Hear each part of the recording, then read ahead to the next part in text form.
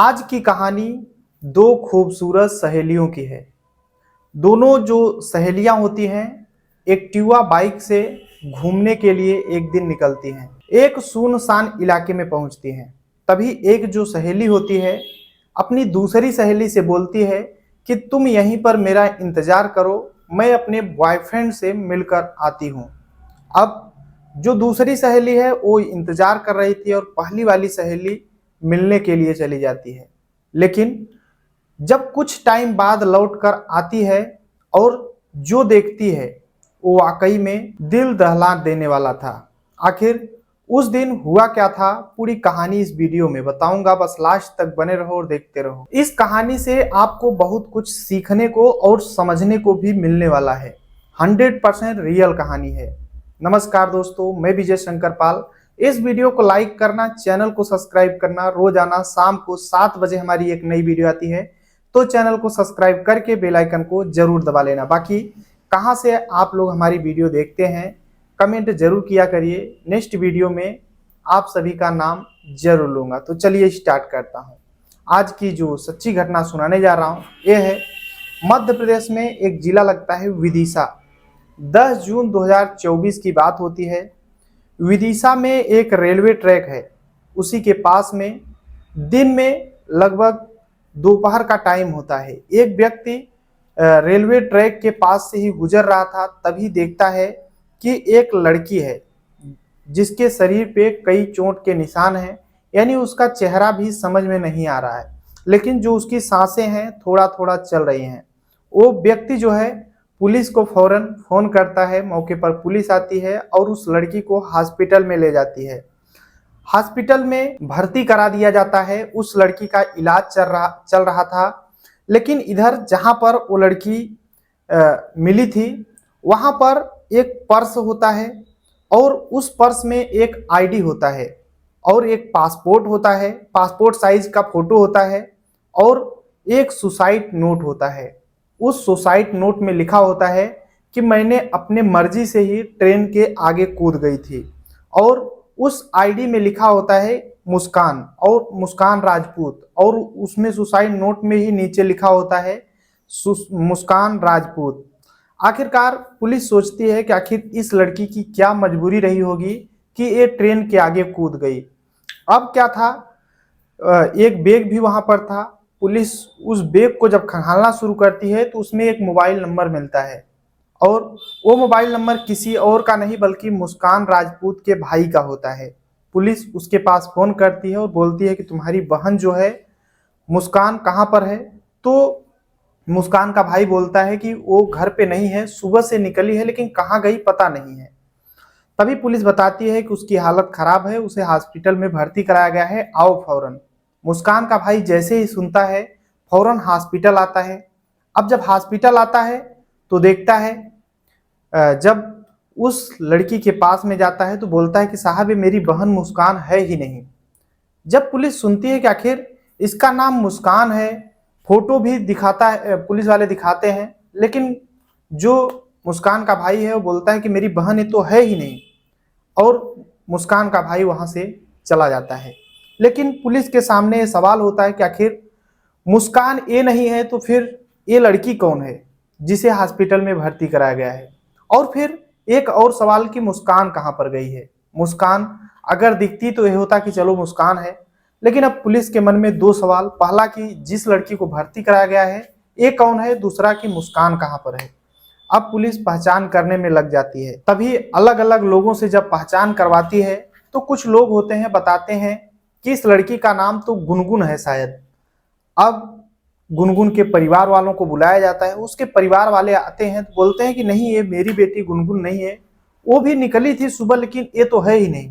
तभी एक गुनगुन की बहन होती है, वो नील पेंट देखती है, नील पेंट यानी जो आलता वगैरह हम लोग बोलते हैं उसको नाखून में लगाया जाता है, वो देखती है और पैर में धागे देखती है तो बोलती है ये तो मेरी बहन गुनगुन ही है, क्योंकि उसके जो चेहरा है पूरी तरह से खत्म हो चुका था, बस सांसें चल रही थी, उसका इलाज चल रहा था। अब ये चीज कंफर्म हो जाता है कि ये मुस्कान नहीं गुनगुन है। तो अब पुलिस के सामने सवाल होता है कि गुनगुन है तो गुनगुन को किसी ने मारा पीटा है, तो किसने मारा है। सबसे बड़ा सवाल ये होता है। अब इस सवाल का जवाब तो मिल सकता था तभी जब गुनगुन का अच्छे से इलाज होता है। अब डॉक्टर गुनगुन का इलाज करने लगते हैं। थोड़ा जब टाइम बीतता है तो गुनगुन धीरे धीरे सही हो रही थी, और फिर जब गुनगुन बोलने लगती है तब पुलिस वाले उससे पूछते हैं कि आखिर गुनगुन तुम्हें मारा किसने, और फिर तुम्हारे साथ ये सब क्या हुआ, क्यों हुआ।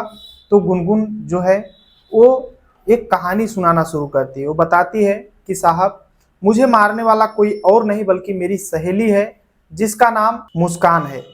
अब सबसे बड़ी सवाल ये थी कि मुस्कान गुनगुन को मारी क्यों थी। गुनगुन बताती है कि साहब, मुझे नहीं पता है कि मुस्कान मुझे क्यों मारी है, क्योंकि मुस्कान और गुनगुन दोनों सहेलियां थी और ऐसा कोई भी रीजन नहीं था कि मुस्कान गुनगुन को मारती। गुनगुन बताती है कि मुस्कान उसके घर आई थी और उसे लेकर के कॉलेज गई थी, और वहां पर एग्जाम के लिए रोल नंबर पूछ करके वापस आ रही थी।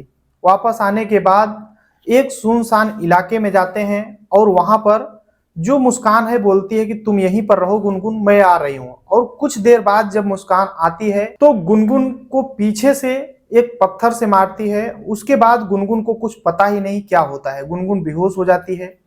इतना गुनगुन बताती है, उसके बाद कुछ भी नहीं बताती है। अब पुलिस के सामने ये सवाल होता है कि मुस्कान कहाँ गई है। अगर मुस्कान को पकड़ा जाए तभी ये चीज क्लियर हो पाएगा कि आखिर मुस्कान गुनगुन को क्यों मारी थी। लेकिन अब पुलिस मुस्कान को पकड़ने के लिए लग जाती है। मुस्कान फरार हो चुकी थी, वो कहीं पर मिल नहीं रही थी। पुलिस उसे पता करने की कोशिश कर रही थी। अब पुलिस जो है मुस्कान को पकड़ने के लिए 10,000 का इनाम भी घोषित कर देती है कि अगर कोई मुस्कान को बताएगा कहाँ पर है तो 10,000 रुपए इनाम मिलेंगे। धीरे धीरे टाइम बीत रहा होता है, 55 दिन बीत जाते हैं, और 5 अगस्त को बीना एक रेलवे स्टेशन पड़ता है।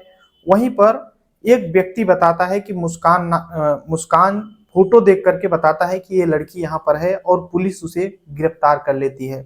उसके बाद मुस्कान से पुलिस पूछताछ करती है। अब मुस्कान जो है पहले तो बोलती है कि मैंने गुनगुन को नहीं मारा, लेकिन जब सख्ती से पुलिस पूछताछ करती है तो मुस्कान जो है टूट जाती है। टूटने के बाद एक कहानी सुनाना शुरू करती है, और उस कहानी को जितने लोग सुनते हैं वाकई में सोचने पे मजबूर हो जाते हैं। मुस्कान बताती है कि कक्षा 10वीं में जब पढ़ाई कर रही थी तभी उसके ही क्लास में पढ़ने वाला एक लड़का जिसका नाम हरिओम होता है, मुस्कान हरिओम से बात करने लगती है, उसका नंबर ले लेती है। हरिओम भी मुस्कान का नंबर ले लेता है और दोनों एक दूसरे से बातचीत करने लगते हैं। बात का सिलसिला इस कदर बढ़ता है कि मुस्कान और हरिओम एक दूसरे से प्यार करने लगते हैं। दोनों एक दूसरे से अलग अलग जगहों पे मिलने लगते हैं, शारीरिक संबंध भी बनने लगते हैं।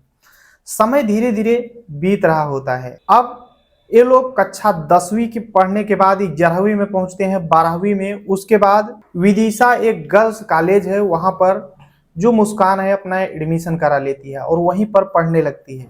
घर से रोजाना एक्टिवा से जाया करती थी और पढ़ करके घर पे आ जाती थी।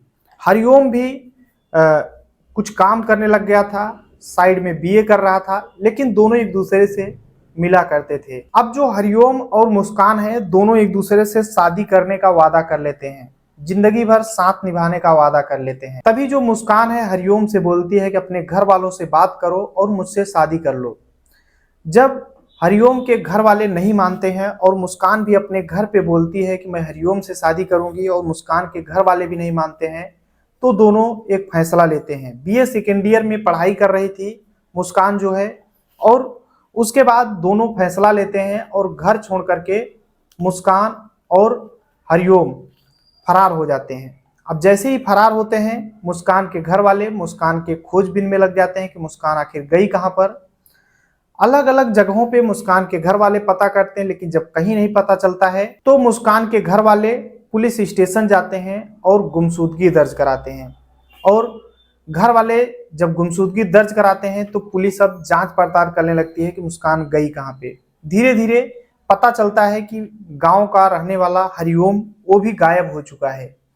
तब मुस्कान के घर वालों को लगता है कि मुस्कान उसी के साथ फरार हो चुकी है, क्योंकि बात करते हुए कई बार घर वालों ने पकड़ लिया था। अब घर वाले भी लग जाते हैं, पुलिस भी लग जाती है, तो मुस्कान को पकड़ लेती है और फिर मुस्कान को जबरन पुलिस घर पर ले आती है। जब घर पर पुलिस ले आती है तो अब मुस्कान बिना हरिओम के रह नहीं पाती थी। दिन भर रोती थी, खाना भी नहीं खाया जाता था और फ़ोन करके हरिओम से बोलती थी कि हरिओम मुझे ले चलो, कहीं ऐसे जगह ले चलो कि घर वाले मुझे देख ही न पाए और हम लोगों को पकड़ न पाए, हम लोग ज़िंदगी भर एक दूसरे के साथ ही रहेंगे। लेकिन जब हरिओम सोचता है कि अब मुस्कान के घर वाले मुस्कान को कहीं नहीं जाने देंगे, तो हरिओम अब मुस्कान के पीछे पड़ जाता है कि मुस्कान किसी तरीके से मेरी हो जाए, किसी तरीके से घर छोड़े। लेकिन मुस्कान घर छोड़ नहीं पाती थी और ये सोचती थी कि मान लीजिए हम घर छोड़ भी देंगे, कहीं चली भी जाऊंगी मैं, तो फिर से घर वाले पुलिस वालों को गुमशुदगी दर्ज कराएंगे और फिर से पुलिस मुस्कान को पकड़ करके घर में पैक करा देगी। तभी मुस्कान जो है हरिओम से रोते हुए बोलती है कि हरिओम मैं तुम्हारे बिना नहीं रह पाऊंगी, कुछ ऐसा उपाय करो कि मैं तुम्हारे साथ पूरी जिंदगी रह सकूं। तभी हरिओम जो है एक कहानी आइडिया बताता है मुस्कान को, बोलता है कि इस आइडिया को फॉलो करो, तुम्हारे घर वाले हमेशा के लिए तुम्हें छोड़ देंगे और फिर हम दोनों साथ रह पाएंगे। आखिरकार जब हरिओम उपाय बताता है मुस्कान को, तो मुस्कान जो है उस उपाय को फॉलो करती है। वो करती क्या है, सबसे पहले उसकी ही सहेली, उसके साथ BA second year Vidisha girls college में पढ़ने वाली लड़की जिसका नाम होता है गुनगुन। गुनगुन इसकी सहेली होती है और इसकी ही कद काठी की होती है। अब पहले से ही दोस्त होते हैं दोनों, तो एक प्लानिंग बनाती है, जैसे कि हरिओम पहले से मुस्कान को बता रखा था। मुस्कान अपनी सहेली के घर पे जाती है एक्टिवा से और बोलती है कि चलो एग्जाम के लिए कॉलेज से रोल नंबर लेकर आते हैं। आखिरकार जो गुनगुन है अपने सहेली के साथ एक्टिवा से चल देती है और ये लोग विदिशा गर्ल्स कॉलेज में जाते हैं, वहाँ से रोल नंबर लेते हैं। रोल नंबर लेने के बाद जो मुस्कान है वो गुनगुन से बोलती है कि गुनगुन मुझे एक फ़ोटो लेना है और जो फ़ोटो है पासपोर्ट साइज का रहेगा, लेकिन उस फोटो के लिए मेरे पास जो कपड़ा है वो गंदा है, तो अपना कपड़ा दे दो। यानी वहीं पर एक जगह पे जो मुस्कान है वो गुनगुन का कपड़ा पहन लेती है और गुनगुन जो है मुस्कान का कपड़ा पहन लेती है। उसके बाद एक दुकान पे जाते हैं, वहां पे फोटो खिंचवाते हैं, वहां से चल देते हैं। गुनगुन उस समय स्कूटी चला रही थी, तभी विदिशा रेलवे ट्रैक होता है, वहां पर पहुंचते हैं, सुनसान इलाका होता है। तभी जो मुस्कान है वो गुनगुन से बोलती है कि गुनगुन तुम यहीं पर रुको, मैं अभी आती हूँ। गुनगुन वहीं पर रुक जाती है और मुस्कान वहां से कहीं जाती है, जाती कहीं और नहीं है बल्कि एक झाड़ी होता है वहीं पर छिप जाती है। तभी जो गुनगुन है मुस्कान से बोलती है कि मुस्कान जल्दी चलो, लेट हो रहा है घर पे चलने के लिए। तो मुस्कान बोलती है कि रुक जाओ, कुछ मैं काम कर रही हूँ, उसके बाद चलूंगी। जब गुनगुन बार बार प्रेशर दे रही थी कि चलो जल्दी, नहीं तो मैं जा रही हूँ, मेरे घर वाले मेरा इंतजार कर रहे होंगे, तो मुस्कान बोलती है कि क्यों परेशान हो रही हो, तुम इंतजार कर लो थोड़ा सा, मैं चलने ही वाली हूँ। दरअसल जो मुस्कान का बॉयफ्रेंड हरिओम होता है वो भी एक झाड़ी के पीछे छुपा होता है। दोनों एक दूसरे से बातचीत कर रहे थे, लेकिन गुनगुन इधर बोल रही थी कि मुस्कान जल्दी करो, मुझे चलना है। तभी जो मुस्कान है वो आती है और पीछे से एक पत्थर से गुनगुन के सिर पे मार देती है। गुनगुन गिर जाती है। अब क्या था, जैसे ही गिरती है उसके चेहरे को पूरी तरह से मुस्कान खराब कर देती है, यानी पूरा फाड़ फूड़ देती है, मार देती है। उसके बाद कपड़ा अपना तो पहले से ही गुनगुन को पहना रखी थी, बस उसको करना क्या था, अपना फोटो वहां पे रखना था और जो भी उसका आईडी है वो भी रख देती है, पर्स अपना रख देती है, यानी गुनगुन का पूरा सामान खुद ले लेती है, अपना सामान वहां पर रख देती है। उसके बाद उसे ले जा करके रेलवे ट्रैक पर लेटाने के बाद वहां से फरार हो जाती है। हरिओम ऐसा प्लानिंग इसलिए बनाया था कि मुस्कान के जैसे ही हमशक्ल गुनगुन को अगर इस दुनिया से हटा दिया जाएगा तो मुस्कान के घर वाले ये सोचेंगे कि मुस्कान ही इस दुनिया को छोड़कर चली गई। एक आत्महत्या जो सुसाइड नोट होता है वो भी लिख देती है कि मैंने अपने मर्जी से ट्रेन के आगे कूदी हूँ, ताकि मुस्कान के घर वालों को ये यकीन हो जाए कि मुस्कान इस दुनिया को छोड़कर चली गई है। उसके बाद मुस्कान अपने बॉयफ्रेंड हरिओम के साथ पूरी जिंदगी आजादी से जी सके। और फिर मुस्कान जो है अपने प्लानिंग के तहत वहां से फरार हो जाती है। उसे लगता है कि अब कोई पकड़ ही नहीं पाएगा। मुस्कान के घर वाले आईडी देख करके पुलिस जो है मुस्कान के घर वालों को बुलाएगी और मुस्कान के घर वाले चेहरा तो पहचान नहीं पाएंगे और बोलेंगे कि ये तो मुस्कान ही है, और फिर मुस्कान के घर वाले भूल जाएंगे। फिर मुस्कान को कभी खोजने का या फिर गुमशुदगी दर्ज कराने का नाम ही नहीं लेंगे। इसी प्लानिंग के तहत ये काम की थी। अब जो मुस्कान है वहां से पूरे घटना को अंजाम देने के बाद वहां से निकलती है और फिर दिल्ली जाती है। वहां पे घूमती टहलती है और उसे पैसे जो है जो हरिओम है वो ट्रांसफर किया करता था, जो भी खर्चा आता था। दिल्ली जाती है, मथुरा जाती है, वृंदावन जाती है, हरिद्वार जाती है, अलग अलग जगहों पे घूमती रहती है। लेकिन पुलिस को इधर पहले से पता चल चुका था, मुस्कान का भाई पहले ही बोल दिया था कि मेरी बहन नहीं है, और ये चीज पता हो चुका था वो गुनगुन है। पुलिस मुस्कान को पकड़ने के लिए लग जाती है।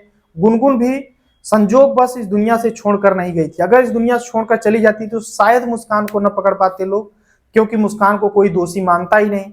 लेकिन जब मुस्कान जो गुनगुन है खुद बोल देती है कि मुस्कान ने ही मुझे इस दुनिया से हटाया है, तो पुलिस और तेजी से मुस्कान को पकड़ने में लग जाती है। 55 दिनों के बाद 5 अगस्त को जो बीना रेलवे स्टेशन है वहां से मुस्कान को पुलिस गिरफ्तार कर लेती है, और भोपाल से मुस्कान का जो बॉयफ्रेंड होता है जिसका नाम होता है हरिओम, उसे भी पुलिस गिरफ्तार कर लेती है। अब दोनों मुस्कान और हरिओम दोनों सलाखों के पीछे पहुंच चुके हैं। जो गुनगुन है उसका चेहरा खराब हो चुका है, लेकिन अब धीरे धीरे वो सही हो रही है। अब जो मुस्कान और हरिओम है, क्योंकि हरिओम ही पूरा साजिश रचा था, इसलिए हरिओम को भी पुलिस गिरफ्तार कर लेती है। लेकिन जो हरिओम और मुस्कान है इसे कितने साल की सजा मिलेगी, क्या होगा, ये तो कोर्ट पर ही निर्भर करता है।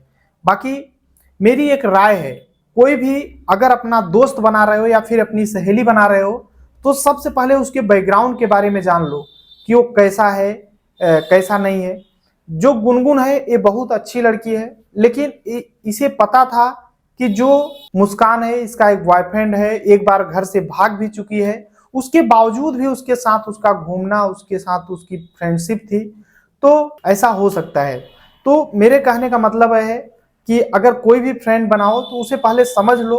अगर नहीं समझ पाते हो, नहीं ऐसा कोई है, तो बिना फ्रेंड के ही रहो तो ज्यादा अच्छा है। बाकी आप लोग अपनी राय जरूर देना है। पूरी कहानी जो है सुनाने का उद्देश्य किसी को परेशान करना है, दुख पहुंचाना नहीं है, बल्कि आप सभी को जागरूक करना है। जहां भी रहें अपना और अपनों का ख्याल रखें, सुरक्षित रहें। चलते हैं आज के कमेंट की ओर।